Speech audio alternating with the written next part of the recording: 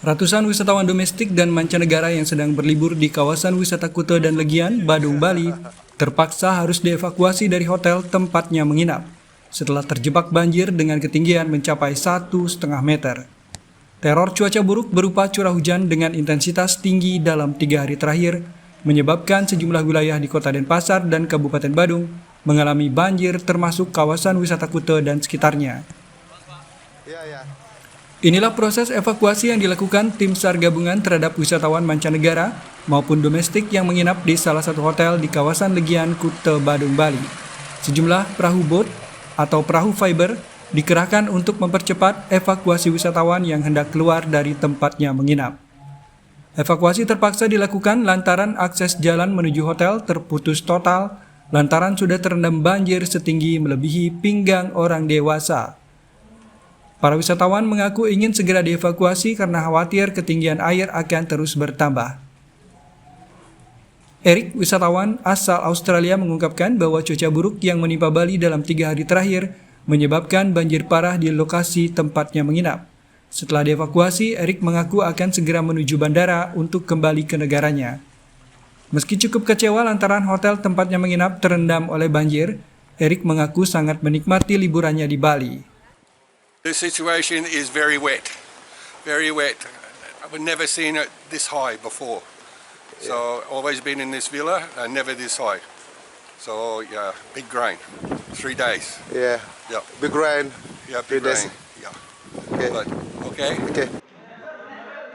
Evakuasi terhadap wisatawan dengan menggunakan rubber boat juga dilakukan personel SAR Sat Brimob Polda Bali yang mengevakuasi puluhan wisatawan asing dari yang terjebak banjir di kawasan wisata Kuta Badung. Sebanyak 2 unit tim SAR Sat Brimob Polda Bali dikerahkan ke lokasi banjir yang melanda kawasan wisata Kuta. Tim SAR terdiri dari personel Batalion B Pelopor dan Batalion A Pelopor Sat Brimob Polda Bali dengan total 24 personel. Agar evakuasi cepat dilakukan, tim dibagi menjadi 2 regu. Tim pertama melaksanakan evakuasi karyawan dan wisatawan asing di Hotel Risata yang terjebak banjir setinggi kurang lebih 1,2 meter. Sementara tim kedua melakukan evakuasi di Hotel Rama Beach Kuta. Masyarakat serta wisatawan diimbau untuk tetap waspada terhadap potensi cuaca ekstrim dan mengikuti arahan petugas demi keselamatan bersama. Laporan Aliciri, Badung, Garuda TV.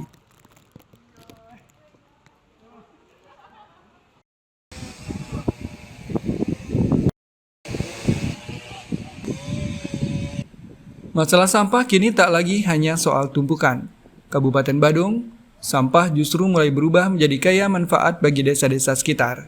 Dinas Lingkungan Hidup dan Kebersihan Kabupaten Badung, tepatnya di TPST Mengui dan PDU Mengui Tani, kini menggandeng desa-desa dalam pengelolaan sampah organik. Sampah yang sudah dipilah dan dicacah sekitar 15 hingga 20% diolah menjadi kompos. Kompos yang dihasilkan tak hanya berhenti di tempat pengolahan. Desa penyetor boleh mengambil hasil panen kompos untuk dibawa kembali ke desa masing-masing.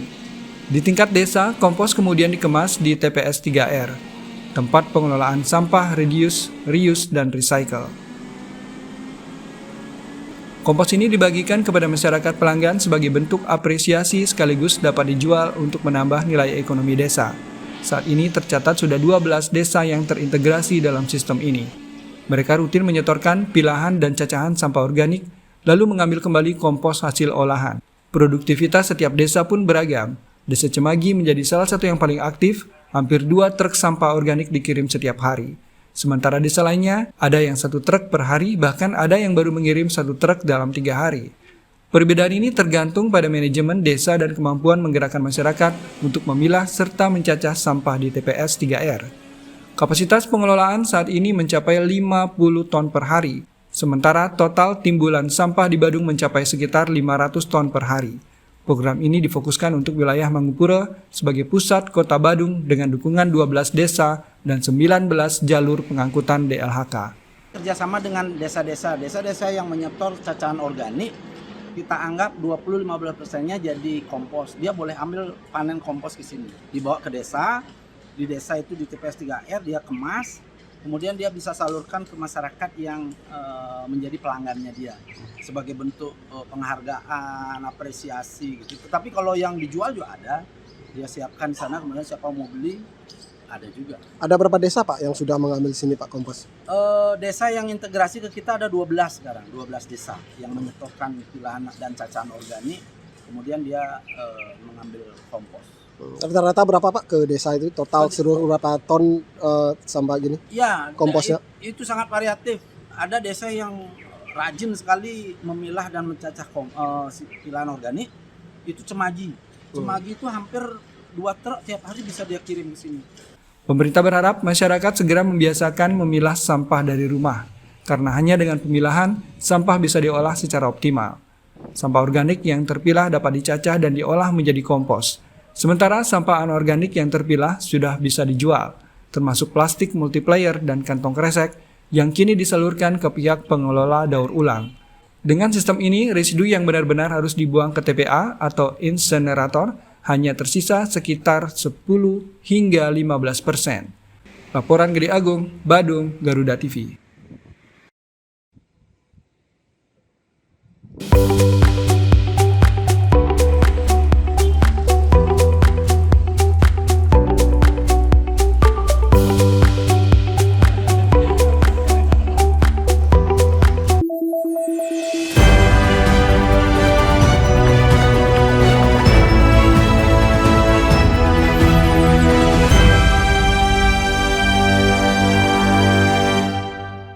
Sejarah Islam menyimpan banyak kisah penting, dirangkum dalam 8 fakta pilihan, disajikan secara ringkas, jelas, dan informatif. Saudi Arabia juga menyebut bulan suci dengan dentuman meriam. Tradisi ini disebut Miftah al-Iftar. Sajian khusus Ramadan untuk menyelami sejarah Islam. Tradisi ini juga jadi ajang silaturahmi biar antar tetangga makin akrab. Klik 8 tayang selama bulan Ramadan. Hanya di Garuda TV. Perpaduan dakwah, cerita kehidupan, dan kehangatan hadir untuk mewarnai Ramadan Anda. Sehat badannya? Fa'aslihu baina akhwaikum. Ketika memimpin dengan cara yang zalim, bertentangan dengan agama. Harmoni Indonesia, spesial Ramadan, setiap Sabtu dan Minggu, pukul 1 siang, hanya di Garuda TV. Dinamika peristiwa publik terus bergerak, informasi terkini, akurat, dan terpercaya. Pemerintah juga terus mempercepat penyaluran dana tunggu hunian bagi korban bencana alam di Sumatera Barat. Menemani waktu sore Anda dengan perkembangan berita terbaru. Laporan 8 petang, pukul 6 sore. Hanya di Garuda TV.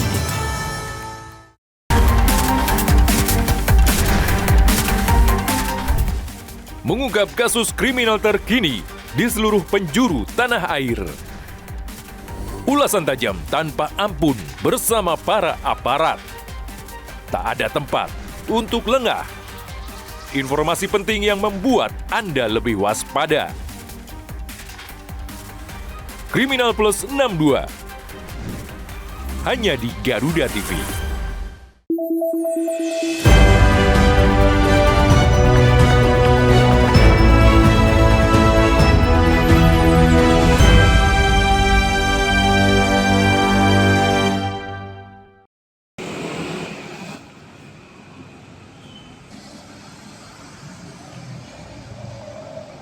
Kemacetan yang selama ini jadi momok kawasan Kerobokan hingga Seminyak kini diuji solusinya. Pemerintah Kabupaten Badung bersama kepolisian dan instansi terkait melakukan pemantauan dan evaluasi langsung uji coba rekayasa lalu lintas di Jalan Raya Taman Basangkase hingga Jalan Kayu Aye. Dinas Perhubungan Kabupaten Badung bersama unsur kepolisian, camat, dan lurah turun langsung ke lapangan.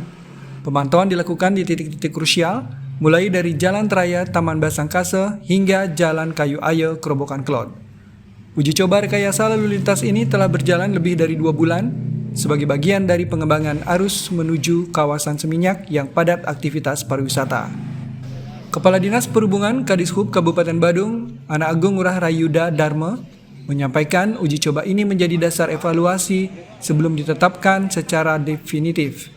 Data teknis menunjukkan efektivitas yang cukup signifikan dalam melancarkan arus lalu lintas di Kerobokan Klot, meski diakui dampak sosial dan ekonomi yang terus dipantau pemerintah. Masih uji coba perubahan arus lalu lintas di Kelurahan Kerobokan Klot yang ada pengembangan untuk di Kelurahan Seminyak yang menyasar ke Jalan Kayu Aye. Kita bersama tim melakukan pemantauan dan sekaligus nanti sebagai bahan untuk mengevaluasi lebih lanjut sebelum nanti akan ditetapkan perubahan arus lalu lintas ini menjadi definitif. Karena sudah berlangsung 2 bulan lebih dengan pengembangan di Jalan Kayu Aye ini, untuk pantauan pada hari ini akan dipakai sebagai bahan evaluasi oleh forum lalu lintas dan angkutan jalan di Kabupaten Badung. Menurut Dinas Perhubungan, kebijakan ini merupakan implementasi visi Bupati Badung dalam meningkatkan kualitas infrastruktur pariwisata. 2 kawasan ini menjadi penyangga utama pariwisata, namun kapasitas jalan dinilai tidak sebanding dengan pertumbuhan kendaraan. Jika tidak segera ditangani, kondisi ini dikhawatirkan berdampak fatal terhadap pelayanan transportasi, khususnya bagi wisatawan domestik maupun mancanegara. Rekayasa lalu lintas menjadi pilihan yang harus diambil. Meski belum sempurna, evaluasi dan penyempurnaan akan terus dilakukan, termasuk dukungan infrastruktur ke depan. Dari sisi kepolisian, evaluasi juga menunjukkan hasil positif. Rekayasa arus menuju Jalan Kayu Aye dinilai berjalan relatif lancar, meski masih ada sejumlah titik persimpangan yang perlu penataan lanjutan. Secara umum, arus lalu lintas sudah berjalan efektif, namun tetap diperlukan kedisiplinan masyarakat untuk mematuhi rambu dan skema yang sudah ditetapkan. Dari Sember, begitu juga sampai dengan alternatif berikutnya, sampai saat ini juga ada pengalihan arus lalu lintas yang menuju Kayu Aye. Rata-rata yang kami lihat hasil evaluasi kami secara langsung dari kami Satlantas Polres Badung, kemudian kami berkolaborasi juga dengan Polresta Denpasar. Kebetulan hari ini hadir Wakasat Lantas Polresta Denpasar mendampingi kami di sini. Rata-rata hasil evaluasi kami menyatakan bahwa sudah berjalan sesuai dengan apa yang tadi disampaikan Pak Kadishub langsung, bahwa sudah berjalan lancar, ya walaupun memang masih ada beberapa titik-titik yang harus diperbaiki dan dievaluasi ke depan. Sementara itu, Camat Kuta Utara Iputu Eka Permana menegaskan kepadatan yang sempat terjadi dalam beberapa hari terakhir dipicu oleh kegiatan adat dan keagamaan. Namun secara umum kondisi lalu lintas dinilai lebih baik dibandingkan sebelum rekayasa diterapkan. Dalam kegiatan rekayasa lalu lintas yang saat ini masih dalam uji coba, tentunya kita bisa melihat bagaimana kondisi yang ada di lapangan sekarang ini. Memang kalau dalam 2 bulan terakhir, sebagian besar kami melihat pemantauan di lapangan sudah cukup lancar dari sebelum dilaksanakan rekayasa lalu lintas. Ya. Tapi memang dari beberapa hari kemarin ada kegiatan-kegiatan agama, kegiatan adat yang menyebabkan kemacetan yang cukup lumayan padat, ya. Lumayan besar, mempengaruhi, jadi cukup ramai juga. Koordinasi dan komunikasi lintas instansi akan terus dilakukan. Hasil uji coba ini akan menjadi dasar penetapan kebijakan lalu lintas yang lebih permanen. Uji coba masih berjalan, evaluasi terus dilakukan. Pemerintah berharap rekayasa lalu lintas ini benar-benar menjadi solusi, bukan sekedar tambal sulam, demi kelancaran transportasi dan kenyamanan pariwisata di Badung. Laporan Gede Agung, Badung, Garuda TV.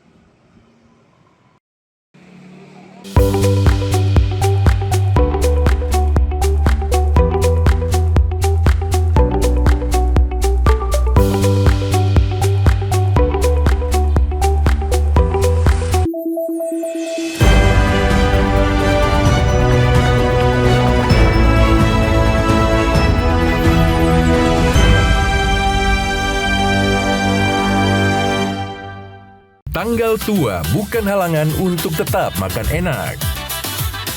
Ide kuliner sederhana, hemat, dan menggugah selera. Risolnya mulai dari harga 7 ribuan aja. Gas, langsung kita beli. Dari jajan pasar hingga menu rumahan favorit. Inspirasi santapan berbuka yang mudah dan bersahabat. Kuliner tanggal tua, tayang selama bulan Ramadan. Hanya di Garuda TV. Ruang Tanya hadir untukmu, menjawab kegelisahan sehari-hari, dari urusan ibadah hingga masalah hidup. Ajukan pertanyaanmu, dan Ustadz akan menjawabnya langsung. Kalau selama bulan puasa dengerin orang tua ngoceh, itu dapat pahala sabarnya nggak ya Pak Ustadz? Ridho Allah itu terletak pada ridho kedua orang tua. Dan murka Allah. Saksikan Ruang Tanya, tayang selama bulan Ramadan. Hanya di Garuda TV.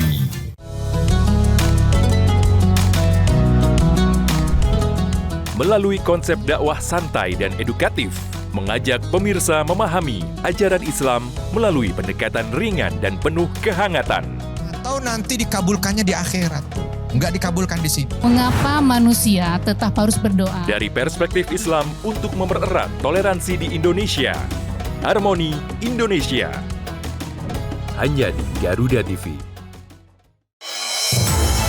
Sepanjang hari, Indonesia dipenuhi beragam peristiwa, dari isu nasional hingga dinamika internasional. Tim SAR gabungan berharap korban segera ditemukan dan dievakuasi dalam kondisi terbaik.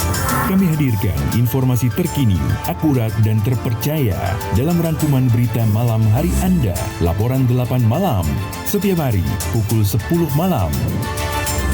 Hanya di Garuda TV.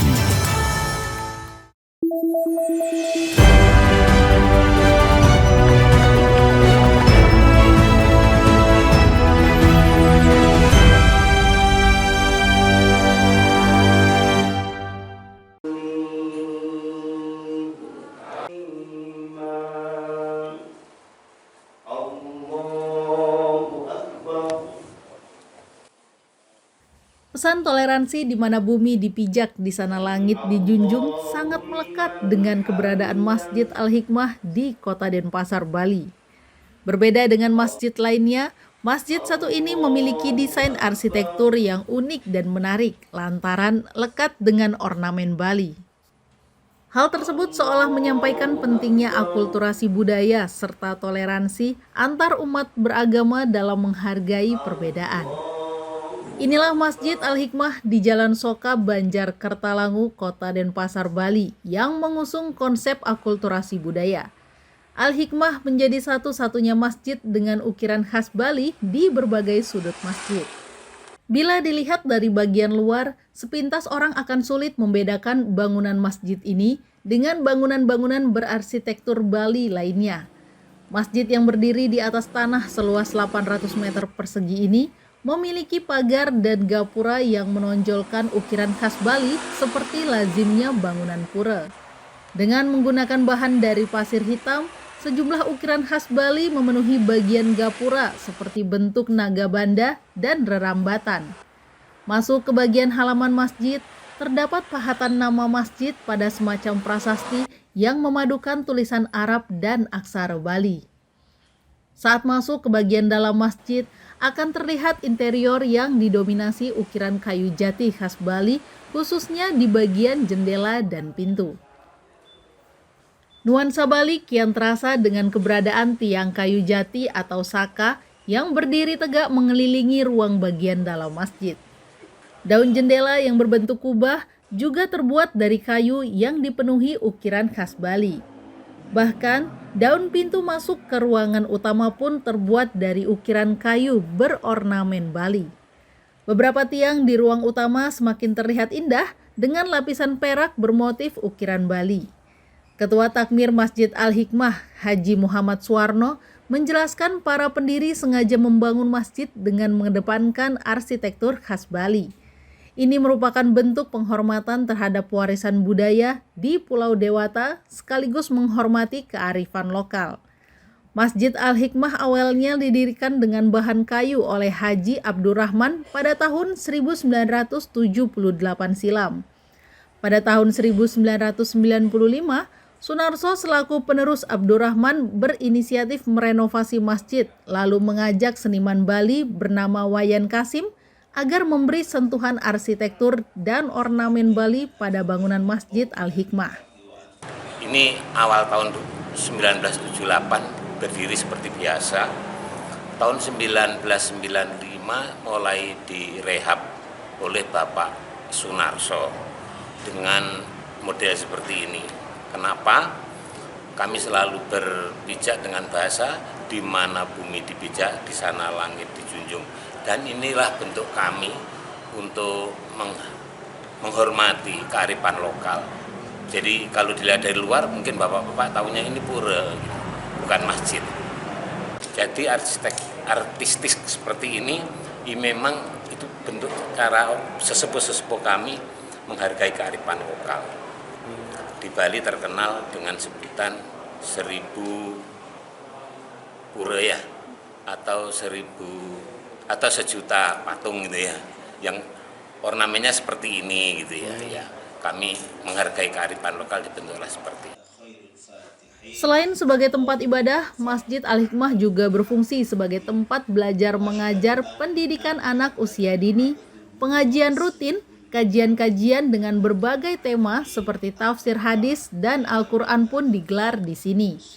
Harmonisasi tak sekedar melekat pada arsitektur bangunan masjid, namun juga kehidupan masyarakat di sekitar yang saling menghormati setiap ada kegiatan ibadah seperti sholat Jumat atau peringatan hari besar keagamaan. Keberadaan masjid yang bisa menampung lebih dari 1.000 jamaah ini bukan saja menjadi simbol kentalnya nuansa akulturasi budaya. Masjid Al-Hikmah ini juga menjadi simbol persatuan, toleransi, dan saling menghargai antar umat beragama di Pulau Dewata. Laporan Alit Sidi, Badung, Garuda TV.